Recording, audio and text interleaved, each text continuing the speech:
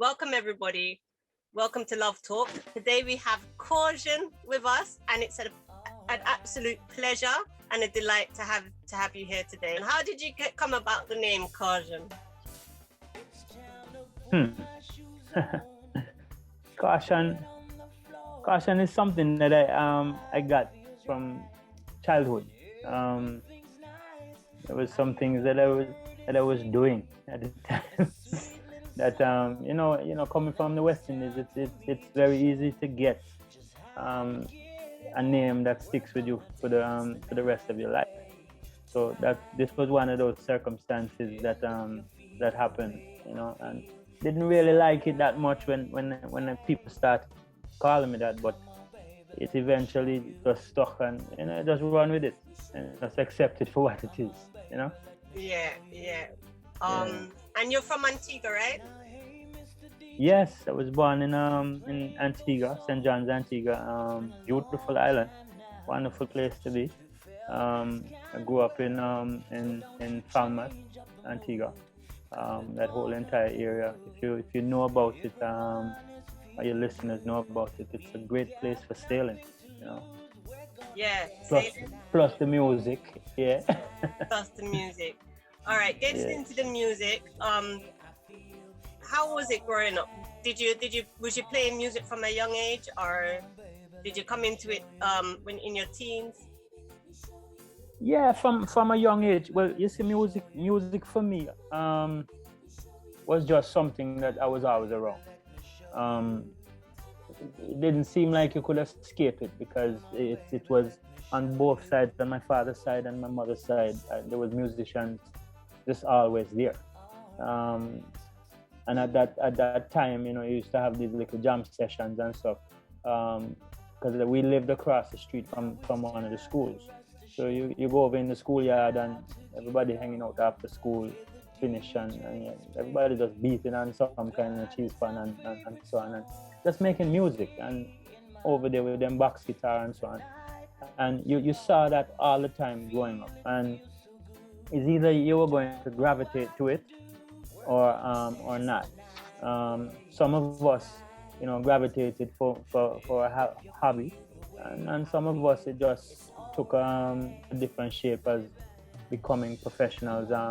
For some of my friends, them that used to be always hanging around there, they're musicians playing in the hotels and so on. But for me, as an artist, I always seem to gravitate to it in such a way whereby there was more. I always wanted more. I always see the possibilities of more, and that's how it started out there from a very young age. And it's like a drug, like a bug, something that bites you, and you just can't seem to get it out of your system. And no matter how you try, it will never leave you. All right. So I was gonna mention, you mentioned your parents. Were they musicians also? Not really. It's just they encouraged it. I guess it was just one of them things that to help keep us out of getting into trouble. So we were, as children, we were sent to learn music, piano lessons, guitar lessons, and of that nature. So I more think it was probably more of a disciplinarian thing for just keep us out of trouble. Not so much that they were like gung ho, you're gonna be a musician kind of thing, But it was always there. You couldn't avoid it, I really couldn't avoid it, and I'm glad I didn't, Well, I have a belief that everybody has a purpose, and God makes everybody for a reason. And listening to your music and watching your stage shows, I feel like it was meant to be. I mean, like you said, you was given the name Caution because of because of the stuff you went up to. Your parents made sure they tried to get you into music. Do you know what? I'm really interested. Who was your best friend? Who was my best friend? And are they still your best friend?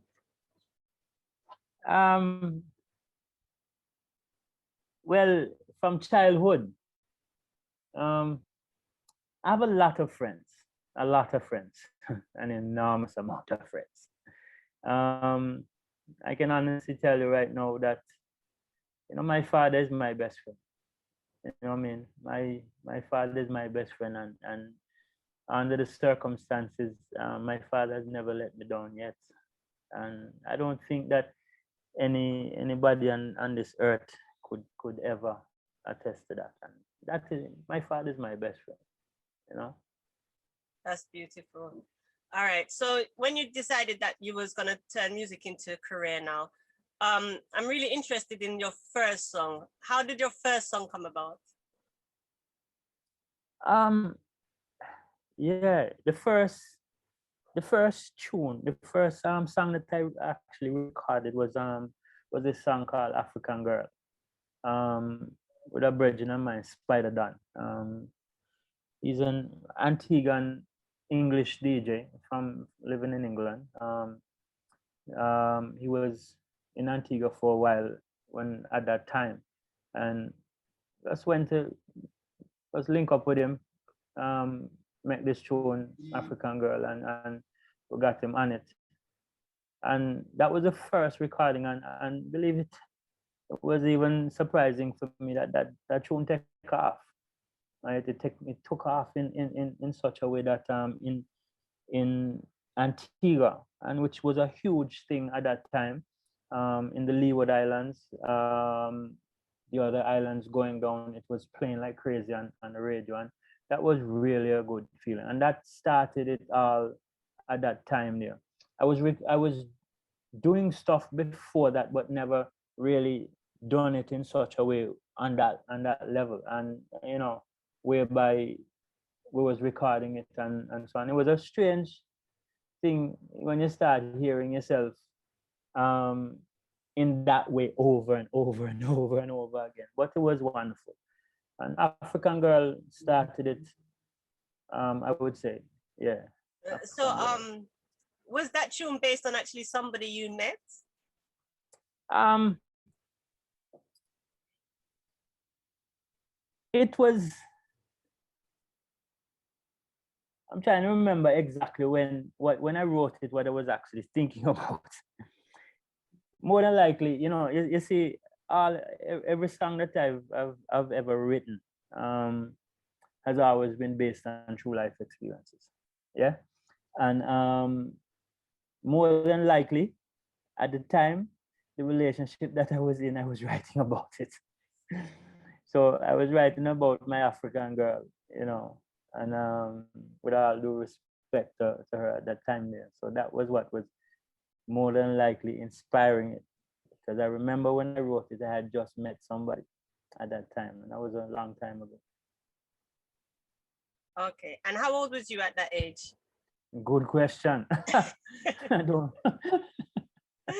I'm trying to get a sense of like when you started your career, from when you started learning music to when you actually got your first song, like at what age. Like I'm trying to find, youth nowadays, a lot of youth don't know what they want to do or anything like that. So, and speaking to a lot of elders, I've interviewed a few elders, and they seem to, when it comes to music, they seem to have found their, whether by accident or whether purposefully, they found their trail in music early on. So that's why I asked for the age, if you can recall. Well, the song itself, African Girl, I think I did it about maybe probably 30 years ago, It was probably, I don't remember the age I So was. you was about 5. Yes, man, that sounds more like it. Yeah, that sounds like it. Yes, 5. Wow, time sure flies. Maybe about 19, 20. Yeah, it was around that time. I just can't pinpoint the time frame, because That's fine. so much has been done and so much has been said since we did all of that. And it sometimes it's when you're asked these questions, when you did this and when you did that and so on, you start to think back, you've done so much, right? And you can't remember specific dates and times because, wow, really. Achoo, so long. Yeah. And all right, so can you remember who produced that track? Well, it was self-produced along with the producer, Talawa. He had owned the studio. That's the studio in Cedar Grove. And that studio was probably one of the first times I was in a studio, I would say, I think, that I can remember. And when I started going to that studio, because it took us a while to record African Girl, we went there numerous times, and it was just over and over. And then at the time we played the music, and then when you went into the studio and you had to play the song over and over and over again. We didn't get to singing nothing yet. We just played the rhythm, put down the track. And at that time, I think he had only 8 tracks, the 8-track studio. So now you have unlimited tracks. Yeah. The desk, you're thinking, what they do with so much? It's like madness now. So then all the musicians in them went into the studio at the time, and we would have to play everything over and over and over because it's a one take thing, drummer, one take, keyboard, one take. So everything was going down, and sometimes 3 instruments on one track. And that took a while to do, that was a real learning experience at the time. But it was nice and it was real good. And then voicing it was another experience. I was gonna speak about your studio session because nowadays, knowing that you're still recording now, how for you is the difference between analog and digital recording now? Well, it's a big difference. It's a huge difference because things that you were doing before was just wild, right? But now it's even wilder. You know what I mean? Because you can do stuff by yourself now that you couldn't do before. And which is just technology, we have to move with the times, and the times allow us to do certain things now that that was just you needed a lot of people to really do it.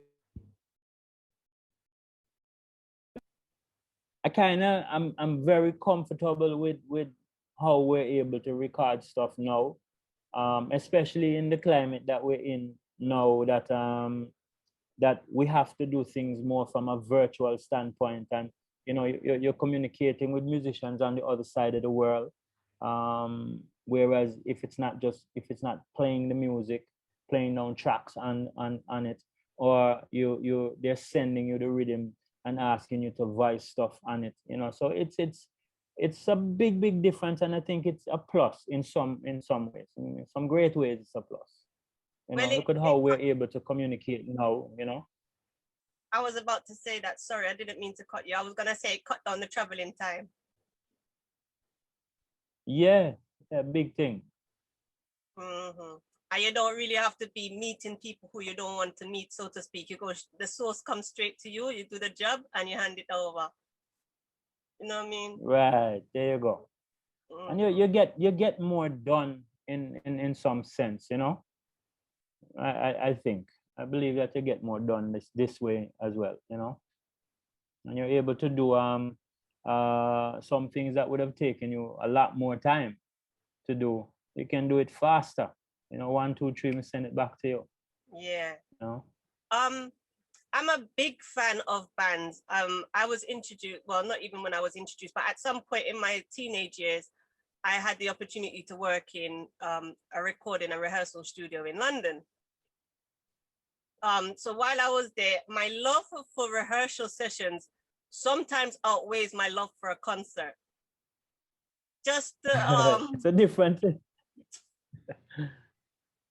yeah, totally different experience, because sometimes you see things taking place in the rehearsal that don't take place on the stage, and it's a fun place to be if you're a lover of just music, if you have patience, because music in some sense requires an enormous amount of patience, and not everybody have it. You know, you learn to appreciate the music and the hard work that goes into creating the music. Even through the rehearsal, when you see the musicians, all right, play that over again. No, I'm gonna like how you play that bass line there. Run that again. I could do this over, and you're doing it over and over and over. And then when you see the end result of what is created from just going over and just honing in on your craft, you start to get, you know, a real profound, just a serious appreciation for what has been done. It's just, right. It's just wild, man. Yeah. And another thing, when once you've been in the rehearsal and then you actually end up at the stage show, and seeing the work in practice, like, you know, and knowing in the background, knowing, oh my gosh, he gets it this time, and you're praying, say the mother it's a really enriching experience for me to be in a rehearsal session. Yes, it is. Talking about rehearsing, learning music. Do you think there is much care taken nowadays in the youth wanting to learn an instrument or learn how sheet music or just learn an analog way of making music? I think with technology, the way it is, a lot of people don't have the patience anymore in learning, and that is in generally speaking, right? And especially when it comes to music, you want to find the easiest way to get to the end of the road. Sometimes the journey itself might mean that you have to go around several bends and travel for a few more miles, and before you get to that point, and then maybe make two more turn again and so on. But everybody just want to find the straightest and the easiest route to get to it. So you find that learning music, you have to have a desire to want to learn it, to want to learn it to the point where you want to dissect it and learn the intricate parts of it so that you understand exactly what you're doing. It's life. But we don't have that kind of learning and teaching ability. And I find the youth are suffering. So they don't really truly understand what it is to really do. And when they listen, if they spend more time listening to them senior people in their life, and really try to understand and see through their eyes what it is that this person, he or she, might be saying. And I can tell you from a young age, for me, as a youth growing up, I used to sit down and talk to my grandmother all the time. And some of the things them that she used to tell me, I was spending time trying to vision what she was telling me through her eyes, and is trying to learn what the past was like so that the future can be different. And if you don't seek to acquire that type of patience and that type of knowledge in anything and practice that, you can't get to where you want to go in the right way. You know? Patience, music, man, patience. Yeah, but this is, you know, you brought up a good word, patience, because the internet now has allowed people not to be patient. So you can post it, whereas I would post an email letter back in the day and it would take 3 weeks to arrive or something like that. If somebody across the ocean says to me that I'm to send them an email, and they don't get that email within 10 minutes, I'm getting a phone call, you know? Yeah, man, your text so long, what happened? But yeah, I like to take my time and reread what I've written, make sure, and the pace of music nowadays is so fast. Can I ask your opinion? Do you think the need for money, or the want for money and the want for a lot of money and riches, is causing the impatience in music creation nowadays? I don't know if to actually say that we all need the almighty dollar for survival in this time here. But I think in reference to music now, um, music itself is not sold the way that we grew up on it. We don't earn the kind of money from the sale of music that we used to earn when we were selling records and cassette and when CDs, influx of CDs, when that came in, when we started to sell that. Music now is really more about how much likes and how much people you can get. Is trying to reach your fan base from a different perspective. And it, I don't know, it's a ticklish situation. It's hard to really to come up with a solid answer for that, because everyone, every artist, every manager, every producer, every publicist has a different perspective of it, depending on their given situation. So for me personally, I can honestly tell you that I don't make the kind of money from the sale of the music that I used to. I remember when I used to go down by VP Records, just going in there specifically to collect a check. I can't tell you the last time I've done anything like that. Right? When you look at your sales on digitally, it's like a joke. So you spend more time trying to find out how much people are really listening to your music. You're better off give away the music nowadays than even try to make money off of it from that standpoint, and more seek for the fan base for the performances. So that your strategy now is to make sure that when you're performing, right, you're getting paid for that. So then your money is coming through that avenue there. You know. And you touch on some good points. Because for me, then that takes away from the creativity of an artist, because the artist not only now does the artist have to think of the next song, think about the writing and when they're gonna spend time and make the tune, but they also got to become a marketer, a researcher, and they have to manage themselves on top of it as well, and an accountant. So yes. So now artists are no longer just artists; they're now brands in themselves. They are a brand in themselves. They're now organizations. Well, it's good and it's bad in some ways, because you see what every artist needs to understand this business of music, right? Music business. You know, when you understand what percentage of business plays into your music and what percentage of your music plays into the business. So most artists never really understand that aspect of it and never try to put themselves in that position, because in some sense it takes away from the creative side of the music. But nevertheless, you need to really understand what the next person is doing with your music. And when you spend time to understand that, then you get a better grasp of where you need to go. I think now that we all have to learn how to more deal with stuff in reference to our own creations, our own artistry, our own artwork, where we're going to perform and so on. We get more involved in it now, because you find that because you're not making the kind of money you used to make, so you have less money to cover more people. So you now have to start balance out and release some of the people and only deal with the people that you really have to have in order to get your message and your music across. So it's a good thing, and a bad thing. But it's really getting to know the intricate sides of it and how the music is getting where it's going. All right.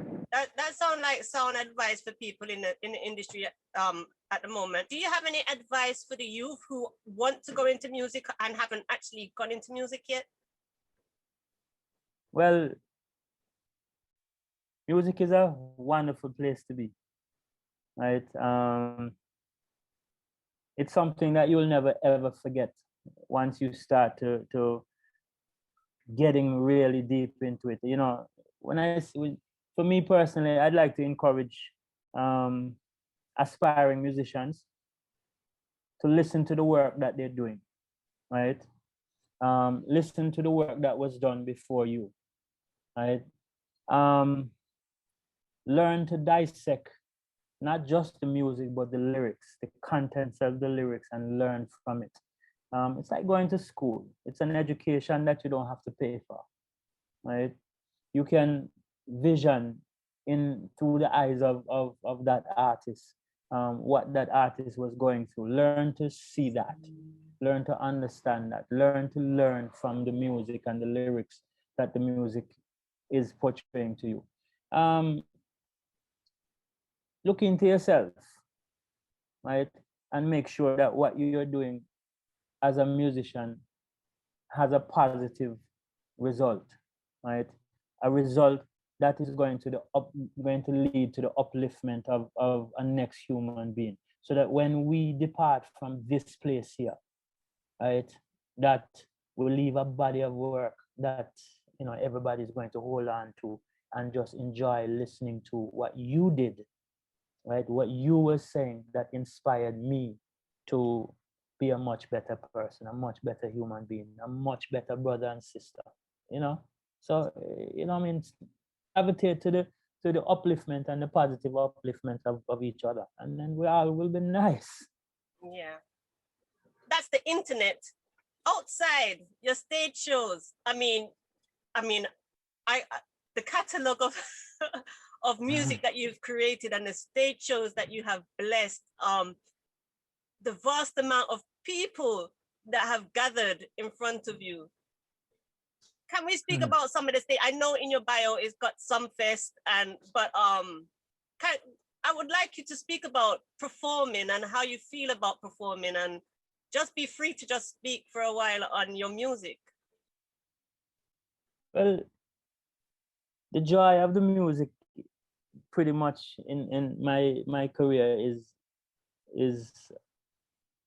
just an inspiration to me, even, because it's always been, in the travels itself. And I have to give thanks, to my father, that, and say thanks for we have been, to places that I've gone, and people that I've met. And you realize, when you really get to interact with a lot of the people, you realize how the music has touched them. You feel good. You feel good about your work.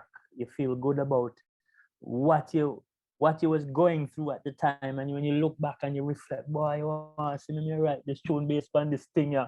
And and you start to reflect back on it, and I'm glad somebody feel a real good vibes after this. So the traveling itself and the performing has always been a great place for me. It will always be a great place for me. I enjoy doing it, and it's a high that that you just you can't understand what it feels like when you get up on a stage and you start to sing, and you realize that you have the ability to just become one with the next person that's listening to you. And we just enjoy each other's company for that moment, and you get the opportunity to go and do it again somewhere else, and so on and so on. So I sometimes I can't even explain it, because it's just a wonderful feeling, and I give thanks to be able to do that, and I hope that we're able to do it for years to come, even in the situation that we're living in right now. All of us, we've been unable to perform. We're performing in a very different way now, and we're looking forward to it. But music, place, man, joy. All right. Just for the sake of understanding you, do you have like all right, I wanted to ask you originally, if there's a stage show that really stands out to you, that you always love performing and you would never cancel or decline? Wow, there's been so much. I remember when I used to live in New York, I was being managed at the time by George and Junior from Jammins Promotion, and every year they would book me on I think for about maybe 12 years I did it. Um, the Reggae Carry Fest, and that was a huge show at the time. That was that was one um, production that where I got the opportunity to go up in front of thousands. I remember with one of the shows, the first time I went on stage, and the venue itself was at Rikers Island. Yeah, Rikers Island, and that venue held, I think, a little bit over 40,000 people, and that particular year, they it was full to capacity. Before I went on stage, wasn't all that artist at the time, in my opinion, right? But my time slot put me on stage at I think around three o'clock in the afternoon, which is early still because the show started at 1 o'clock, and I had a very good time slot regardless from for where I was at that time. And could you imagine you going on stage as an opening act portion of the show, and when you look out, all you see is like heads, people that you can't even see the end. And when you look to the left and you look to the right, you just see people. And that was my first taste of going up in over 40,000 people. And then when you see, you know, them people just come to have a real good time with all the artists. And the show itself was a very good show. And you see the audience just reacting to what you're doing. That was like when you walk off of the stage, it's like you feel like you're walking on clouds. But it was just going back to the question to pinpoint a specific show or event. It's been so much. When I went to California, there was so many shows that we went, and to be honest, some of the shows that we went on, that we've been on so far, the vibes itself is, you can't even compare it to a venue with 25, 30,000 people. It was only 1,000 people, maybe 500 people, and the energy that you feel just from that place there is just, words can't even speak. So it's different.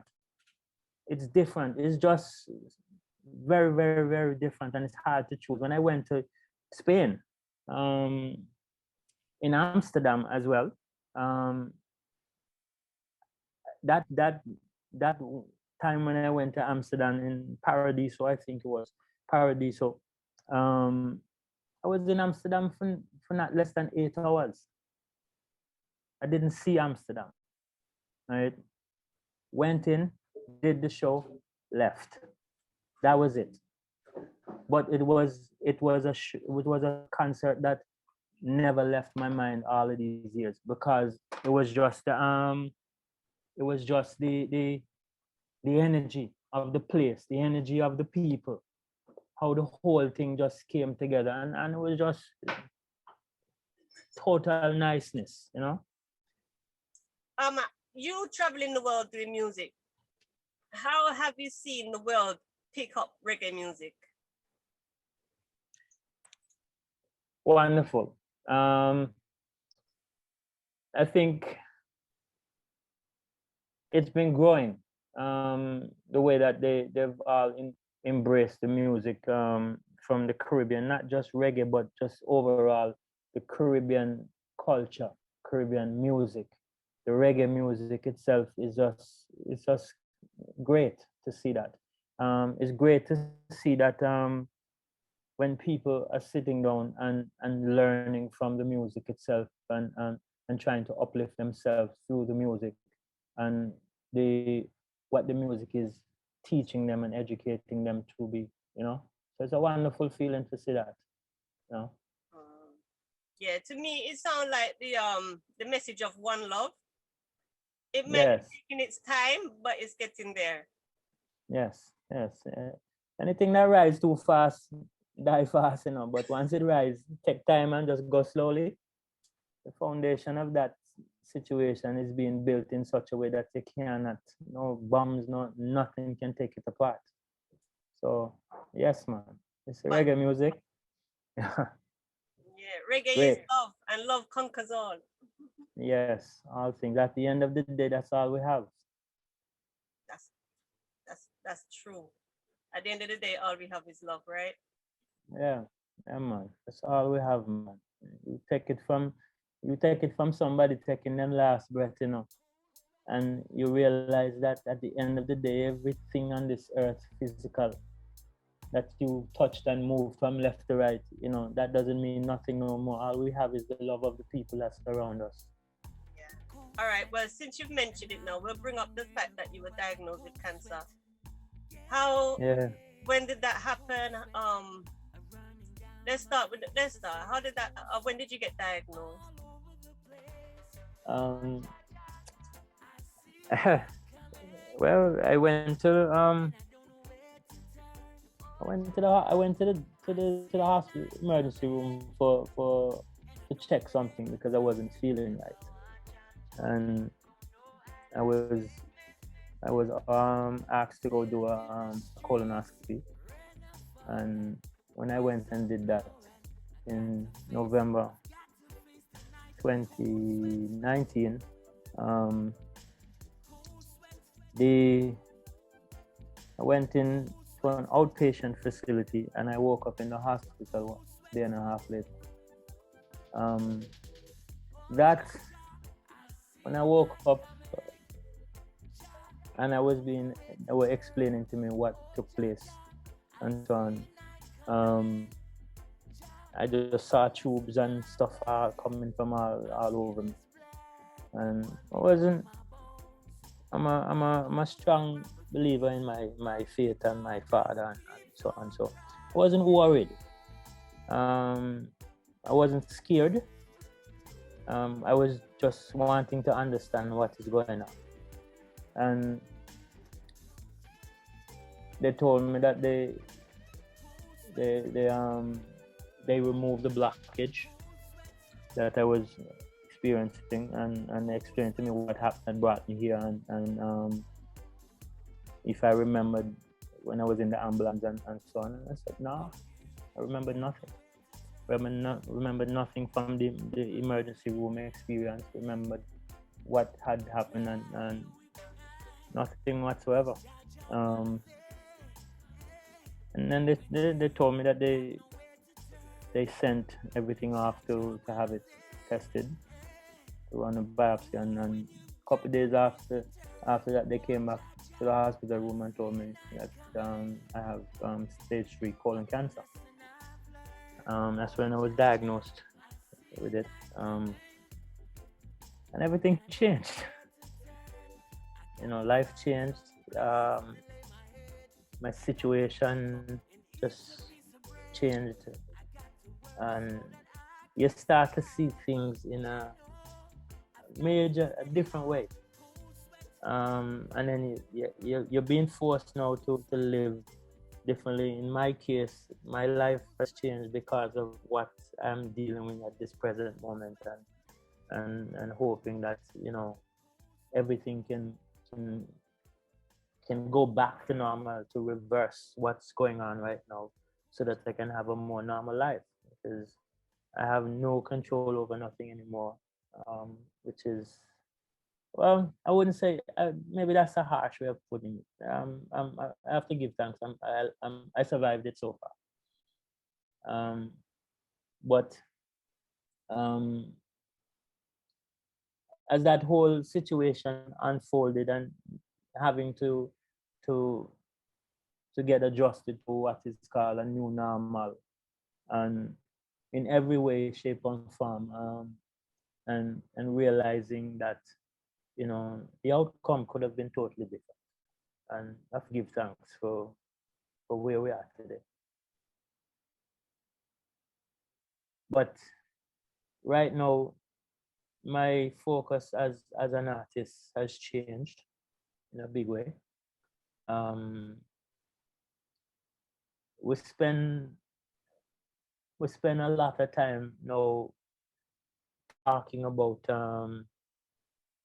the music and what the music has done in terms of healing and keeping your mindset in the right place, because managing yourself and managing what you have to be doing on a daily basis and managing the information that you're being given, as every day you wake up it changes. When you go to see the different doctors, every time you go it's like it's a unearthing situation whereby you don't know what you're going to be hearing. You don't know the different tests them that they're running, what you're going to be told today. Okay, you're praying for the best result, right? So it's been a life-changing situation where that is concerned. So you see, we spend a lot of time now encouraging people, encouraging men, encouraging each other to be more vocal.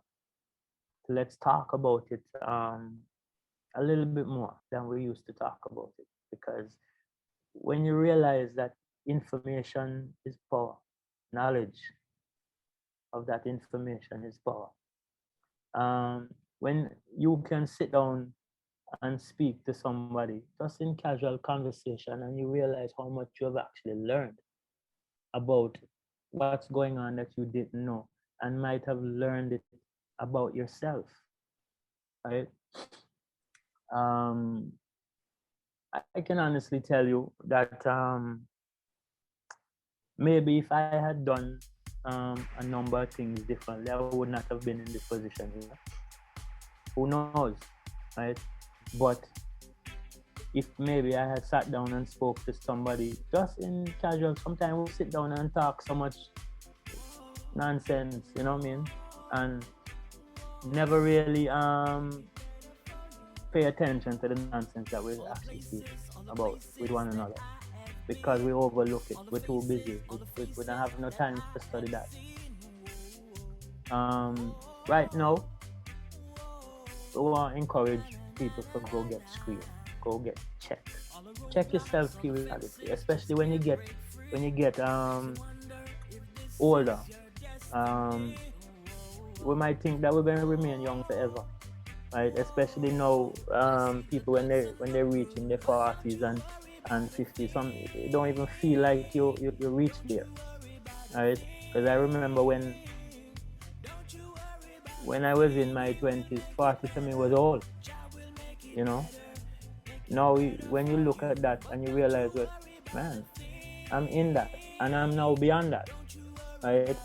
It doesn't feel that way. You don't feel old, but nevertheless you want to spend some time and realizing, you know, I need to go get checked out. I need to go get my physicals. I need to understand what is going on. I need to make sure that I do things to avoid certain things. And we need to tell each other that. We need to learn from situations like this, you know, so that we can help the next person to avoid getting to this or avoid something that is silently brewing in them own self situation, you know. Don't you worry about a thing. Don't you worry about a thing. Don't you worry about a thing. He will make it better. Jah will make it better. Let's put it this way. I feel great. Look good though, I must say. Thank you. I've been admiring you as I've been looking all your neck. I've been looking because, you know, I mean, cancer is not alien to a lot of people anymore, and I myself have had friends who passed away or lived with it as well. So I can truly say to you honestly that you do look well to me. you know.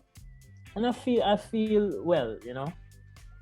The the beauty about it is that the work that we're doing now in itself is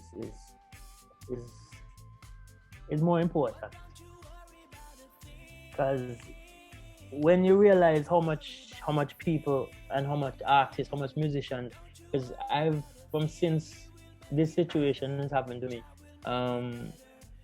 I've lost a lot of musicians, friends, people that I was around for years and years and years, and you didn't know that anything was wrong with them, right? You didn't know. You just hear, you get a phone call one day, so and so pass away. What happened? And them start tell you what is happening. But and then you realize that you spend so much time with these people that nobody really sits down and talk about it, right?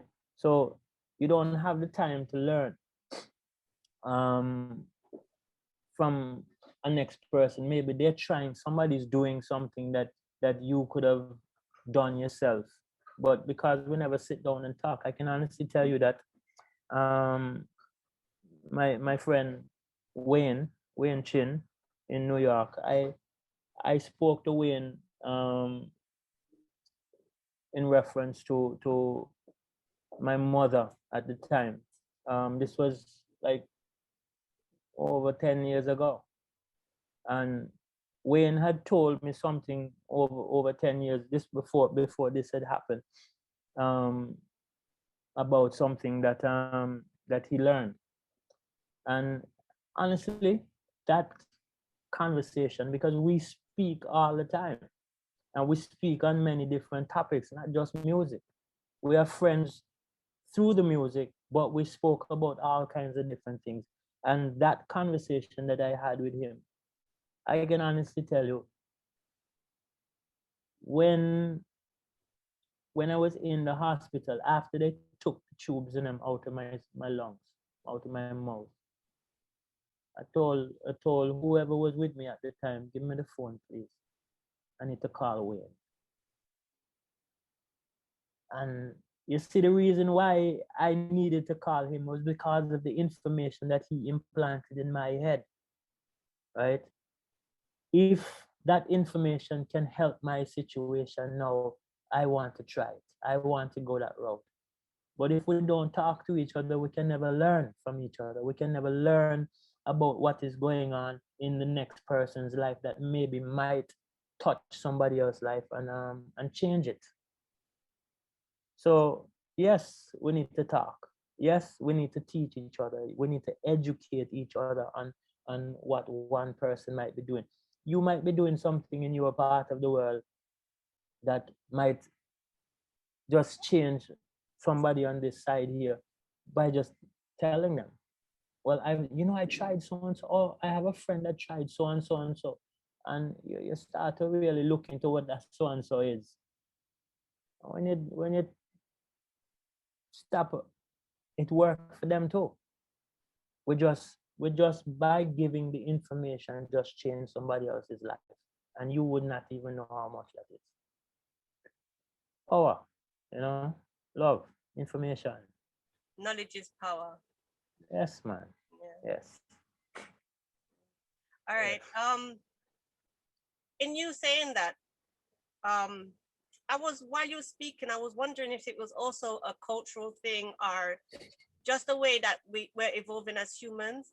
Because when you were speaking, I'm thinking about how we speak to each other, because that's what you put forward. But I'm listening and I'm hearing, mind your business. Don't bother eggs up in people's business, you know. So so I really applaud you at this stage for even creating the thank you mission, because it starts the conversation, and it starts the movement of passing on knowledge. Do you want to speak more about the thank you mission, and what are your thoughts on that? Mind your business. Well, listen, it takes a community to raise a child, and as the community is raising that child, everybody's in everybody's business. Right? And in order to keep that child on track, I must be involved in your business. Right? So sometimes you might try to hide from it, but you're hiding from it might be detrimental to your own existence. So you can try avoid it, but listen, we're from the Caribbean. Everybody business is everybody business. You know, you can't run from that. Yeah. But yeah, man. But the thank you mission. Um, we all have an enormous amount to be thankful for, and I think sometimes that we don't spend that time acknowledging that in ourselves, deep in our heart and in our souls. When you wake up, it was not promised to you.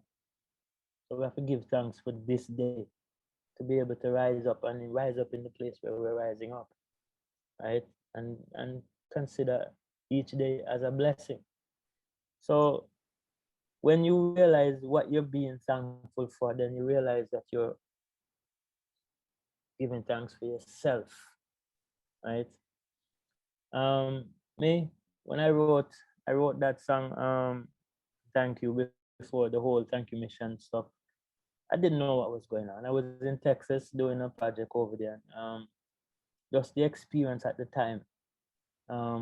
Went back to the hotel and was just writing this tune called Thank You. And at no time did I stop to think that less than a year later, it was going to be something that you just don't forget that. So you start to realize how much more that you are even grateful and thankful for just being able to just sit down and reason and sit down and just talk. And you know, so you look into yourself and you start to realize this in the food that we eat. Give thanks for that. The air that we breathe, give thanks for that. When you're able to watch your children and your grandchildren and your nieces and nephews run up and down around the place, you start to have a different appreciation for these things. You start to have, as a musician, you start to have a different appreciation for every time a note is struck. Every time you hear a keyboard play, a drum play, a guitar play, you start to hear and feel a different appreciation for it. So you give thanks. Life in itself is such an enormous thing that sometimes we overlook it in our own selfish ways, right? We we spend more time avoiding um, certain things, certain fundamental things like treat people how you would like the people to treat you, right? Sometimes we spend so much time talking in such derogatory ways, disrespecting each other, right? Instead of giving thanks for being able to spend that time with you. And then when you look around, the person is no longer here for you to spend any time with, and you start to feel a sense of loneliness. So it's really start to educating yourself on life and be comfortable with yourself, being able to put yourself into that space. So giving thanks. Um, giving thanks in such a way that we start to do something that is hopefully will help to change one's mindset, one's life, to help us to live a much more peaceful, a much more joyous life, a much more loving life. Teach us how to be more loving to each other and just treat each other with utmost respect so that we can help each other to live a healthy life, and just love each other. So yeah, man. Like I said earlier regarding the pace of life, now that you've sat down and thought about this and you're now mentoring other people, how is it that we can actually enjoy life, you know, with the pace of life and everything so fast? How do you advise them to, like, when to take time with their family, or take and understand that these things are important, you know, saying hi to the neighbor, listening out for the "are you okay," you know? Technology technology has allowed us to be able to communicate more with each other, you know, and we need to find that way, um, and keep in touch. I find that even more now that I stay more in touch with my family, my loved ones, and them even more so now because of the way that we're able to do it. Before I was talking to somebody the other day about, remember when we used to pick up a telephone and we used to buy phone card, 10-minute phone card just to make a phone call. I might call you up. Oh, baby, you know how much I miss you, blah, blah, blah, and the phone run out. You have a plan what you're going to say. Yes, man. You have to think it all out before you actually do it, because you have minutes to do that. Now you're able to just keep in touch with each other, and it's an important thing, and I hope that that people really appreciate even those little texts and those little pictures that you might send to each other, and to remind each other that, you know, I love you, and we're here, you know, you're here, you know. So the ability to communicate more, I think that we have it. It's just when we're doing those communications is making sure we're always saying the right words, right? Making sure we're always, you know, leaving those words as something that the person that you're talking to knows how much you really care about them and how much I appreciate you, you know. So we just move forward every day, you know. Learning to be mindful with your communication. Yes, man, more so. All right, so let's promote some music. Well, it's information we're promoting, you know, regardless if it's music or not. Promoting it to be healthy. I understand. And one of the things, it's I'm telling you, music itself has brought us to a place, but we need to make sure that we understand as artists, right? One of the things why we got into music, and some people get into music for purely for the financial benefit, and some people get into it because they have a story to tell. They get into it because, you know, of maybe situations that's going on in their lives, in their community, that they want the public to know. So we have to make the music do its work, and most importantly is make sure that the outcome that the work is doing is going to be a positive outcome on at the end of the day. So with my music, I over the years I've always written songs that has always been based on situations that's going on in my life, because there's a story there to be told about that thing at that time, that situation, and the outcome that you want to see. So for instance, a song that I wrote, One Life to Live, one life to live, one life to give, one road to walk, one mouth to talk, you know. And when you realize you're not really penetrating the idea, and at the time when you're doing it, what you're really doing it, and the impact that it might have on somebody years later. But all you know is at that time when you're writing it, the reason why we were going down the highway 95 on tour, and I woke up in the morning and look out the window, the bus, and just feel the bus not running as fast as it's supposed to. And when you look out, because you're high up in the air and you're looking down, you start to see things that there was a humongous accident. And at the time, when I saw what was going on, I saw paramedics on the side of the road just resuscitating people and so on. And this accident stemmed about maybe a mile in length. By the time you finish past it, you realize how far along from where the first car crashed was on the side of the road, and debris all over the road. And I started writing this song about one life, right? One road to walk. You get up every day and you're not 100% sure that you're going to get to your destination. So you have one life to live, right? And you start to realize, I remember it like it was yesterday, that when I saw them just working on this man and he was gone, right? So the music itself, when I wrote the song, stemmed from that situation there. But then you realize now how you take the lyrics and you take it for somebody that doesn't understand why you wrote it and when you wrote it, how it came into existence, when you're being used as a vehicle. You need to make sure that that work that you're doing is going to have an impact on a younger and a next person, a younger person that's going to take that information that you just implanted in his head or her head and use it in a positive way. Music, powerful, powerful vehicle, right? Born to be Dread.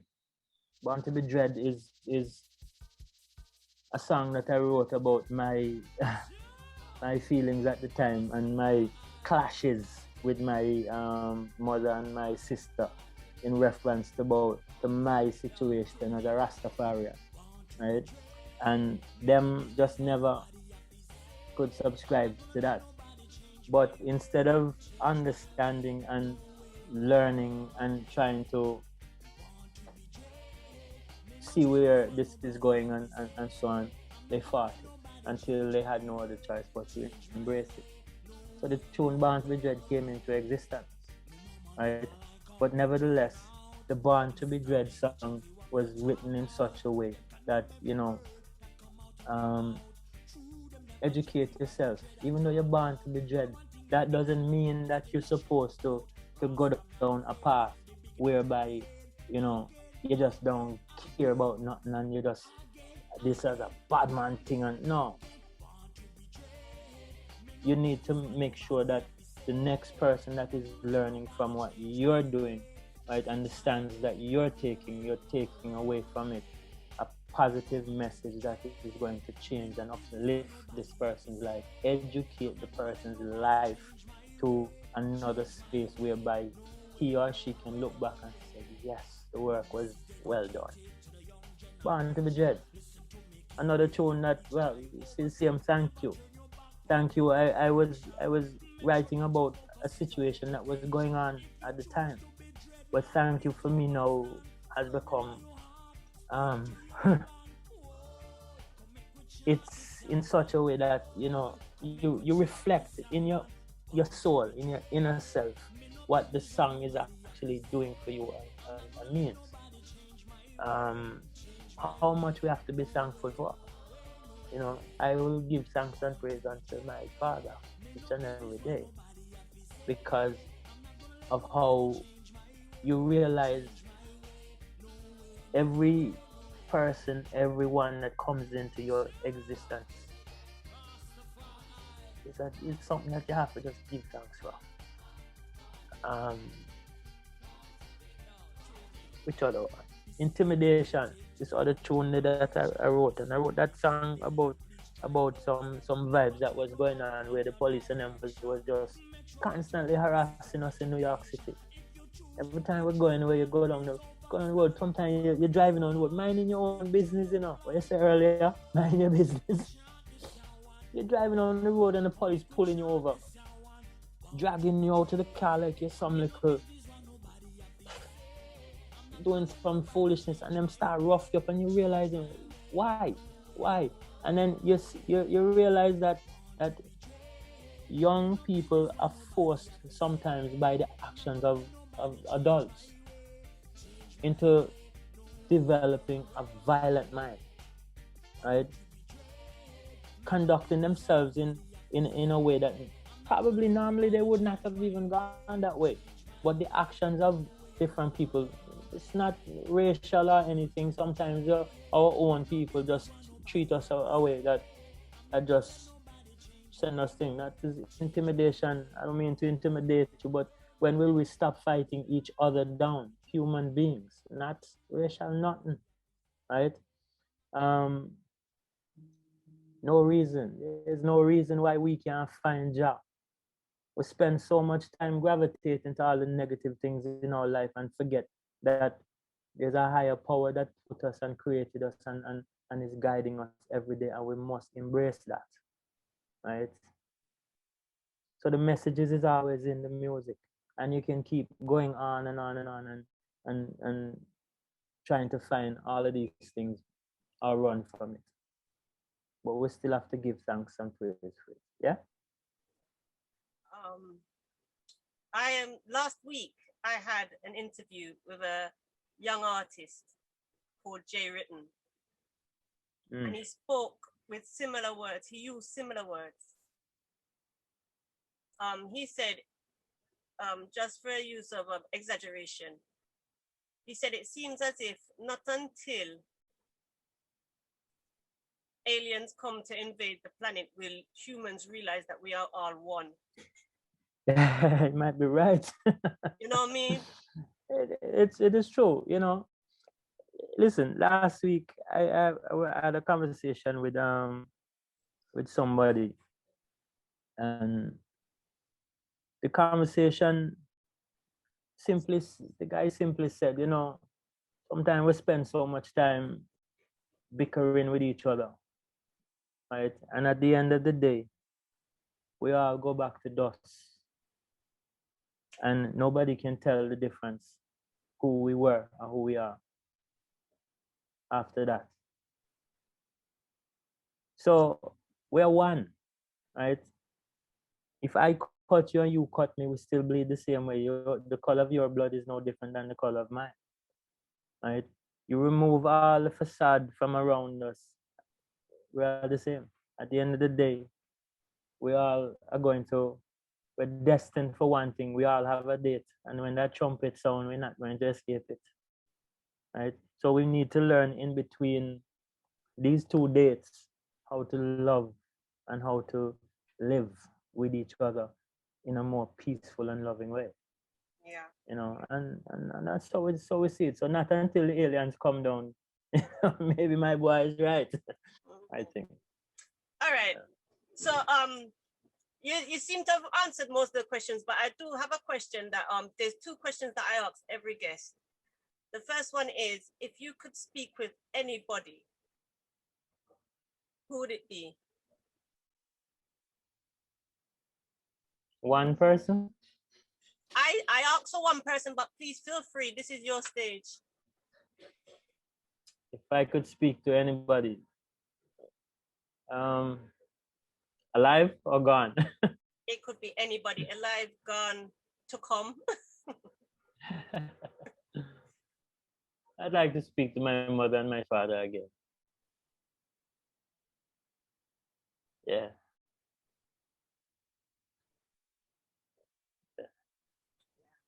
Yeah. All right. You know, say I want to say God bless you. You know, say like this conversation, I reckon I didn't even realize how much time passed. But yeah, but you seem right now you seem to be pouring blessings into me right now. And I'm not an emotional person, but you tugged at a couple heartstring already, you know? So I hope the audience, when listening to us talk, I hope that we've been able to encourage and impart some some knowledge onto them, and hopefully that they will do something to help change their lives and help to change the lives of others in their lives. So I'm hoping and that for each time that we get to speak about these things, that that is the ultimate message that we'll be able to achieve. And that is the question that I ask everybody is what is your message that you're sending to the world? Although you've given us several messages already. Natural.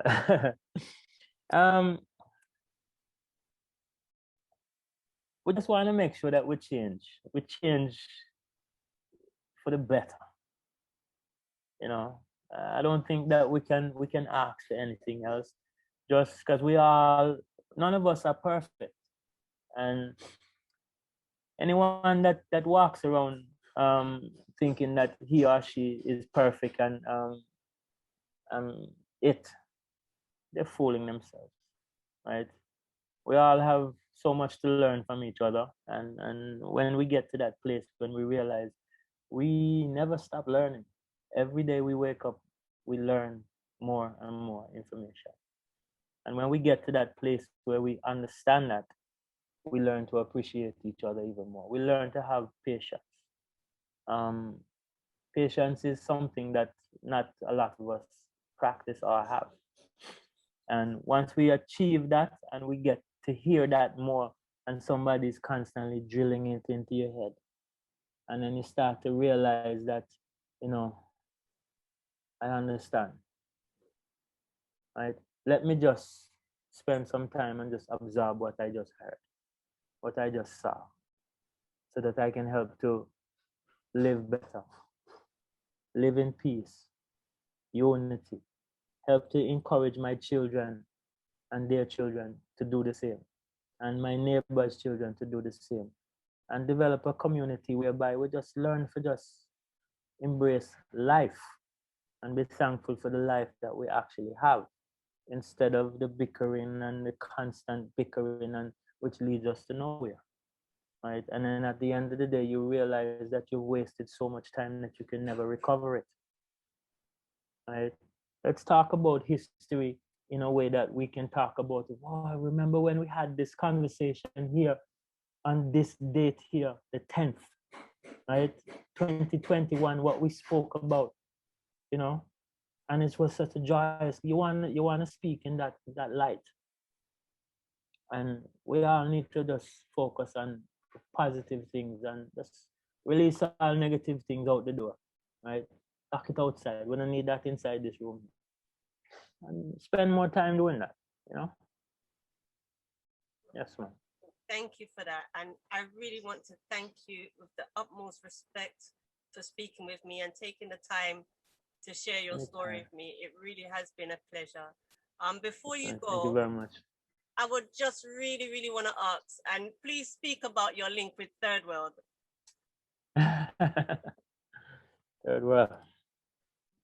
Third World, that's oh, it's family. It's family. Third World has always been in my life before I was in theirs. Just as a youth, listening to the music and so on, and then you realize when you think about deep, how sometimes things happen, and you realize that somebody's always like in your life, and you wonder how they got there. And it's always like a revolving situation that's going on, and you were always placed there, and themselves. Thus far, you know, my whole experience with Third World has nothing but been educational, joyous, wonderful. It's been a beautiful experience just being involved with them, and I honestly and truly hope that we have the means and the ways to keep on doing and have our relationships grow, because it's been a beautiful one so far. Myself, Richie, and Kat, you know, and the other members in them, Norris, Corruption. It's more than just music. No, we all interact with each other on a daily basis for a very, very long time. And you never realize what type of relationship that you're building, right? Because it is blessed. Your father placed you there, right? You just need to just allow the father to do its work, right? And so that you, out of every experience, becomes joy and a happy place to be all the time. You look forward to it. The performing with them, I've had we've been in a lot of places. We toured a lot of places, and um, even before I was, when George and them used to book me on the shows, I was being booked as an opening act for them when I was a lot younger, in my teens, and the music just never got old to me. You know, I don't know if you've ever been in a situation whereby you're listening to the show over and over and over, and every time you see the show it's different, and every time you see the performance it's different, even though it's the same song. And it's just how you allow the music to infiltrate your body, right? Infiltrate your mind, how you see it, how you vision what it's actually doing to the people that is listening to it. And you learn, right, how to perfect yourself, not just as a musician but as an individual, right? And you learn to appreciate what you're actually and where you are. So with Third World, it's been a joy, total joy being around them, and I'm just looking forward to more. I just want this whole situation to just reverse so that we can rejoy. Yes, yeah. I know you don't know me personally, but I really do I have built up a lot of respect for you since I knew I was doing this interview and reading about you and speaking with you. And I don't only wish, but I pray all the best for you. Yes, my father's in the midst all the time. If you would like to promote your music on Love Radio, please find us at www.luvradio.co.uk or email your MP3 to contact@luvradio.co.uk.